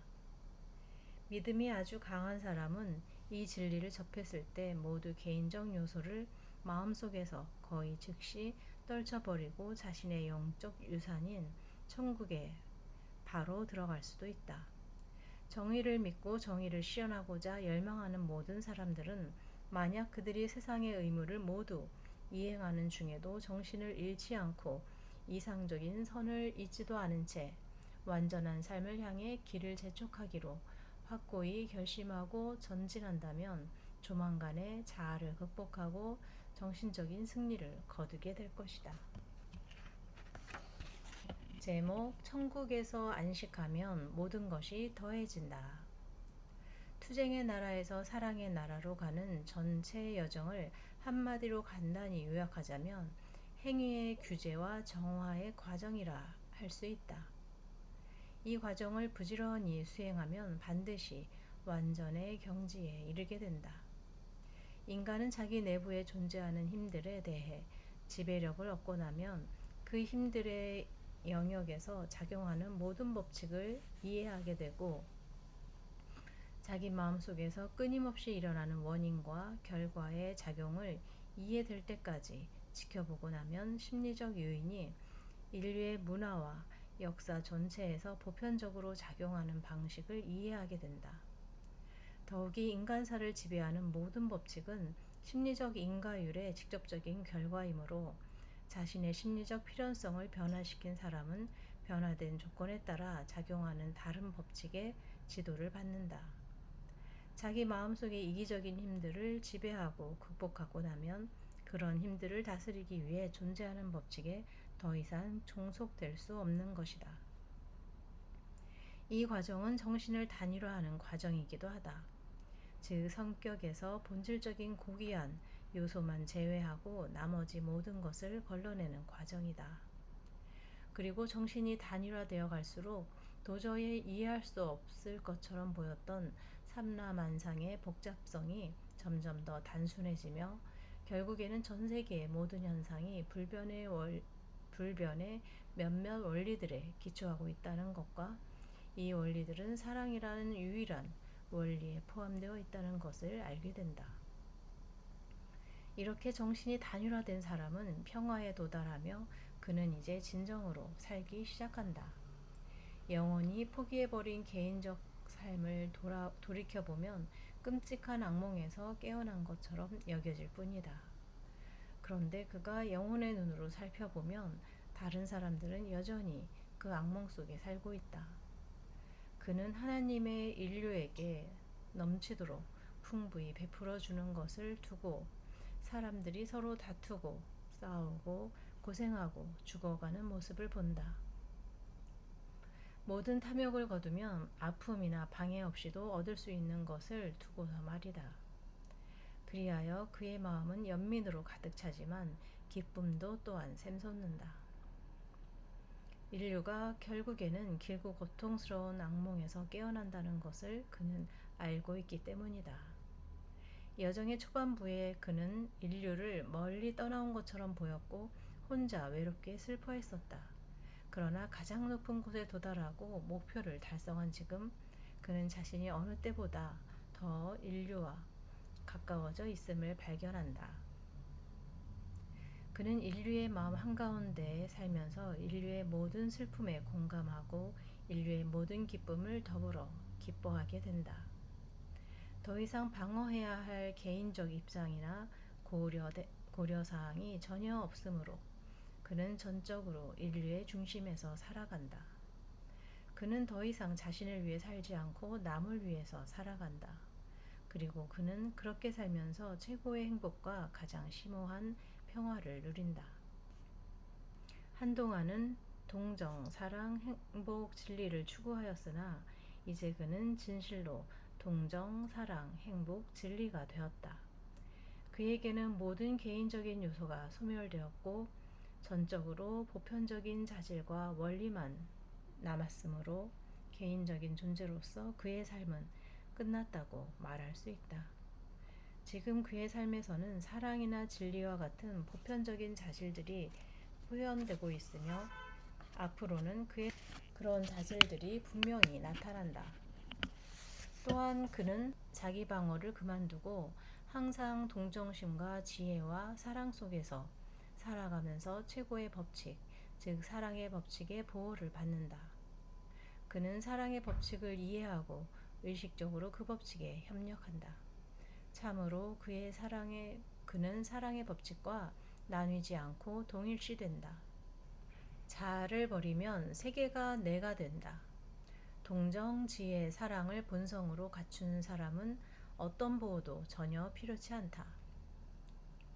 지혜, 사랑, 동정 자체가 최상의 보호수단이며 그 원리들은 모든 사람들 속에 있는 실체이자 불멸의 신성이고 우주의 질서 속에서 영구불변의 실체를 구성한다. 자신의 본성이 행복과 기쁨과 평화인 사람은 즐거움을 따로 추구할 필요도 없다. 다른 사람과의 경쟁에 관해 말하자면 그가 자신을 모든 사람과 정답게 동일시하는데 누구와 경쟁할 수 있겠는가? 모든 일을 위해 자신을 희생시키는 그가 도대체 누구와 다투겠는가? 이미 모든 행복의 원천에 도달하였고 필요한 모든 것을 하나님으로부터 받는 그가 다른 이의 맹목적인 오해에서 빚어진 쓸데없이 걸어오는 경쟁을 두려워할 수 있겠는가? 그는 자아를 잃고서 참 자아를 찾았다. 이제는 사랑과 그 사랑으로 인한 모든 결과가 그의 삶을 구성한다. 그는 이제 기쁜 마음으로 이렇게 외칠 수 있다. 붉은색 설명. 나는 동정의 주님을 알게 되었고 완전한 법칙의 의복을 걸쳤으며 위대한 진실의 영역에 들어섰다. 안식을 이루자 방황이 끝났다. 평화에 들어서자 고통과 슬픔이 멈추었다. 통일성이 명백해지자 혼돈이 사라졌다.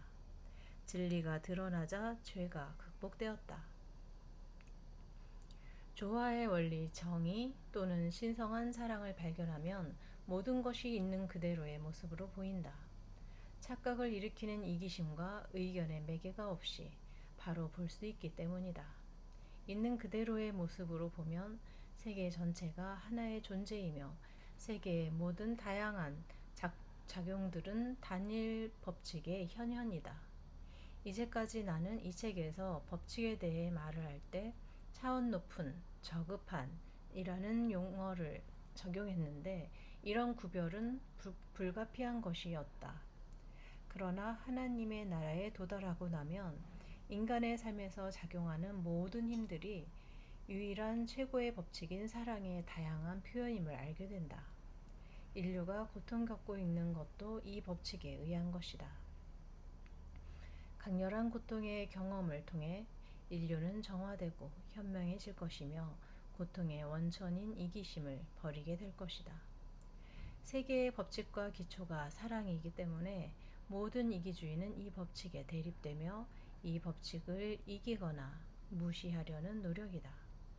그 결과 모든 이기적인 생각과 행위는 그에 상응하는 정확한 양의 고통을 수반한다. 이 고통은 그 생각과 행위의 결과를 무효로 만들어 우주의 조화를 유지하는 데 필요한 것이다.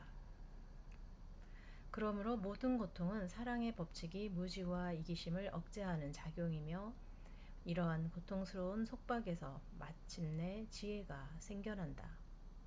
천국에는 투쟁과 이기심이 전혀 없으며 따라서 고통이나 속박도 없다. 거기에는 완전한 조화와 균형과 안식이 있을 뿐이다.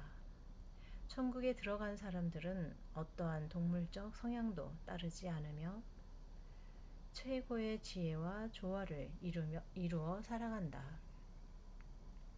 그들의 본성은 사랑이며 그들은 모든 존재를 향한 사랑 속에 살아간다.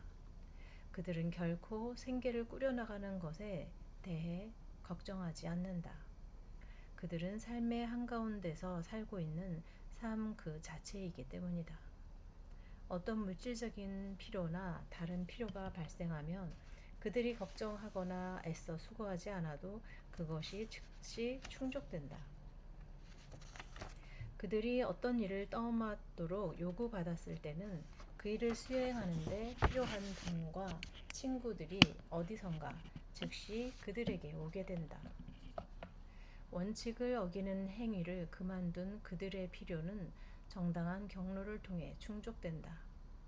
그들에게 필요한 돈이나 도움은 천국에 살고 있거나 천국의 실현을 위해 노력하고 있는 다른 선한 사람들을 통해 항상 오게 된다. 자아의 나라에서 살고 있는 사람들이 오로지 많은 투쟁과 고통을 통해서만 그들의 필요를 충족시키는 것과 마찬가지로 사랑의 나라에서 살고 있는 사람들은 불안에서 완전히 해방된 상태에서 그들의 모든 필요를 사랑의 법칙을 통해 충족시킨다. 그들은 마음속의 근본 원인을 바꾸었기 때문에 내적 삶과 외적 삶의 모든 결과까지 바꾼 것이다. 자아가 모든 투쟁과 고통의 근본 원인이듯이 사랑은 모든 평화와 행복의 근본 원인이다. 천국에서 안식하고 있는 사람들은 외적인 소유물로 행복을 추구하지 않는다. 외적인 소유물이란 필요할 때는 왔다가 목적에 이바지하고 나면 사라지는 일시적 결과에 불과하다는 것을 그들은 알고 있다. 그들은 돈, 의복, 음식과 같은 외부적 사물을 참된 삶의 부속물이라 결과로밖에 생각하지 않는다. 그러므로 그들은 모든 근심과 걱정에서 자유롭고 사랑 안에 안식하기에 행복의 화신으로 살아간다. 그들은 불멸의 원리인 순수, 동정, 지혜, 사랑의 의지에 살아가기 때문에 죽지 않으며 그들은 자신의 불멸성을 알고 있다. 그들은 하나님과 일체를 이루며 스스로가 하나님과 일체임을 알고 있다. 그들은 사물의 진정한 현실을 이해하고 있으므로 어디에서도 비난의 여지를 찾을 수 없다. 그들은 세상에 일어나는 모든 작용들을 심지어는 악이라고 불리는 작용들까지도 선한 법칙의 도구로 본다. 모든 인간은 본질적으로 신성하며 그들이 자신의 신성한 본성을 알지 못한다 해도 그러하다.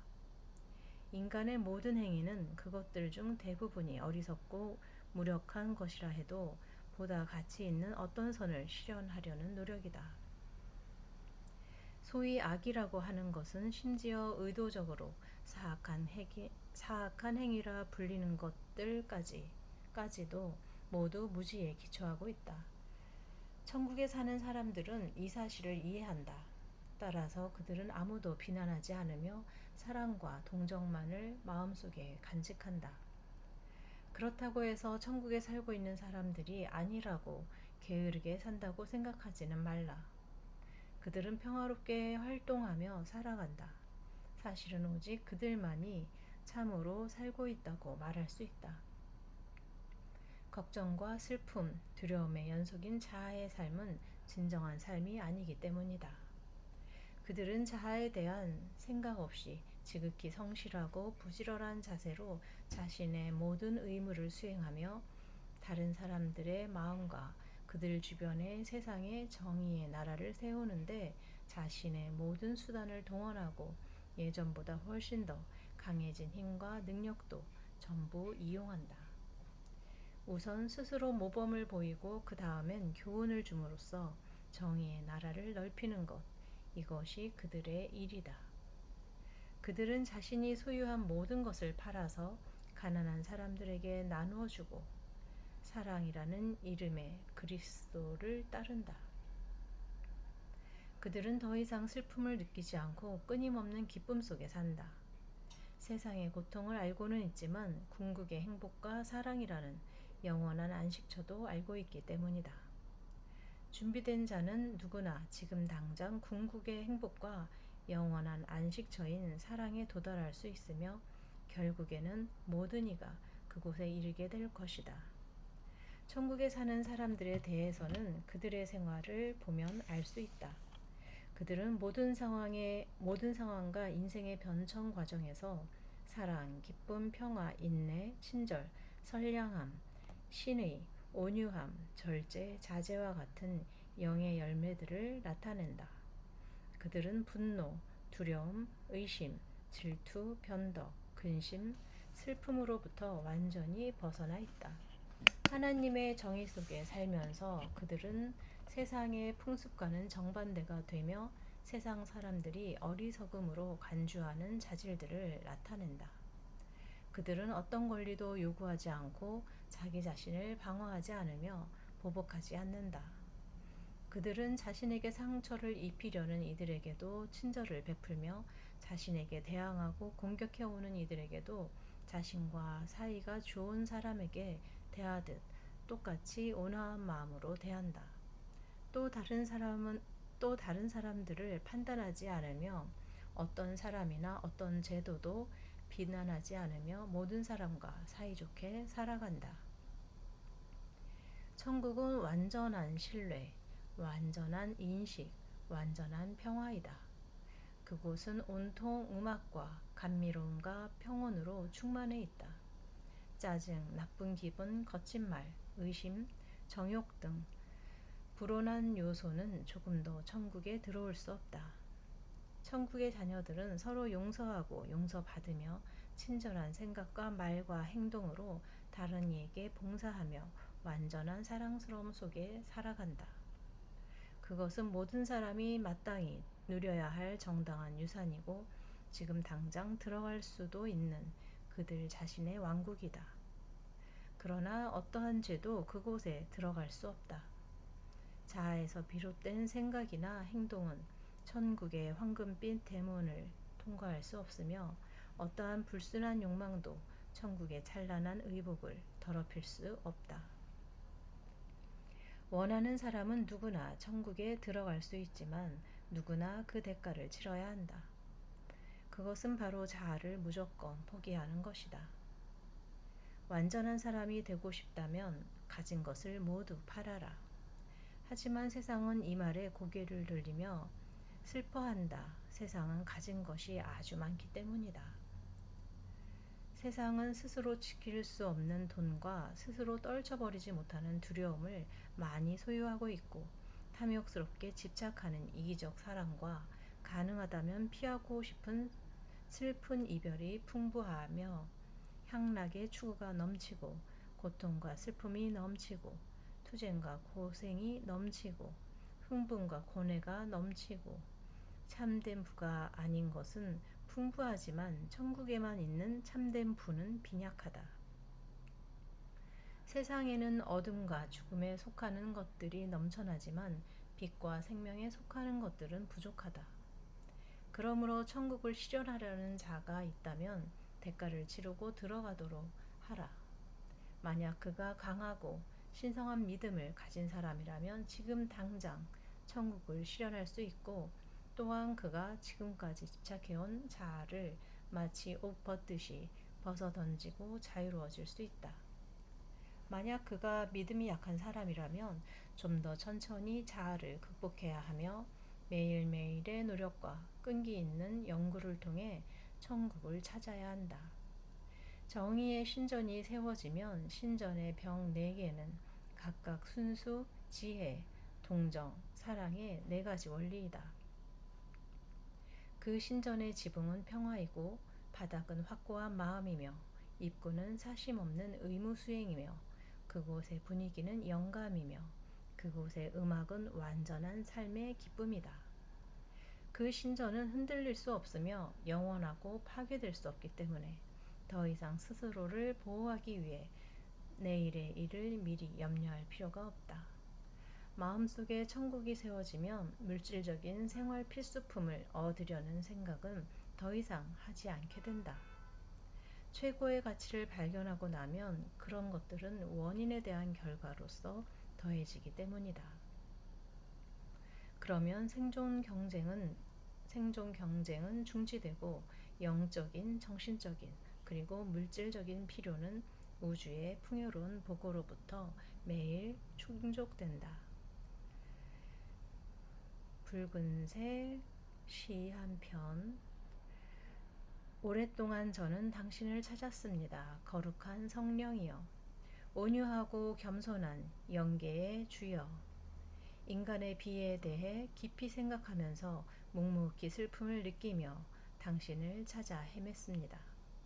저는 비애와 나약함의 무게에 짓눌려 불안과 의심과 슬픔 속에서 저는 살고 있었지만 어디선가 당신의 기쁨이 기다리고 있음을 알았습니다.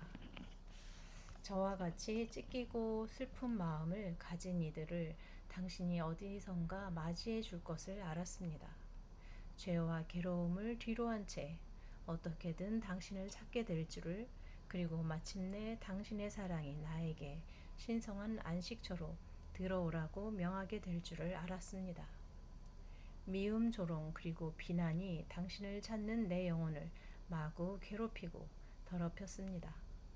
당신이 활동하고 머물러야 할 당신의 신전인 내 영혼을 기도하고 노력하고 희망하고 외쳐 부르면서 실패 속에서 고통받고 슬퍼하면서 여전히 나는 당신을 찾아 어두운 지옥의 심연을 맹목적으로 더듬거리며 헤맸습니다. 당신을 발견하게 될 때까지 나는 당신을 찾아 나섰습니다. 그러나 나를 둘러싼 어두운 힘들은 사라졌고 고요와 평화 속에 남겨진 나는 당신에 관한 성스러운 주제들에 대해 생각했습니다. 제가 당신에 대한 의심을 버렸을 때 저의 내면과 외부에서 어두운 힘들이 모두 사라졌습니다.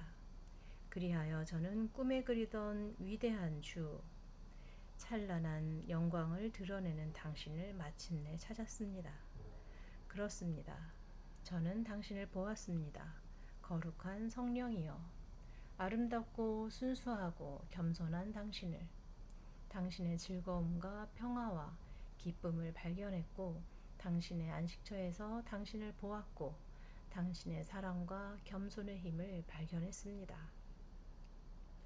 그리하여 저의 고통과 비애와 나약함은 사라졌고, 저는 오직 성자들만 걸었던 그 길을 걷게 되었습니다.